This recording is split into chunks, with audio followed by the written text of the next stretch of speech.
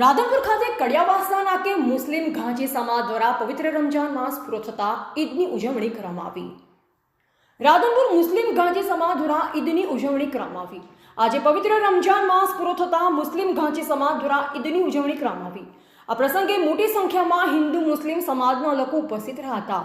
રમજાન માસની અંદર દરરોજ ચાનું વિતરણ કરવામાં આવ્યું। આજ રોજ ઈદ મુબારકના કાર્યક્રમમાં કોલ્ડ ડ્રિંક્સનું વિતરણ કરવામાં આવ્યું હતું। મોટી સંખ્યામાં લોકોએ લાભ લીધો। હિન્દુ મુસ્લિમ એકતાના દર્શન જોવા મળ્યા હતા।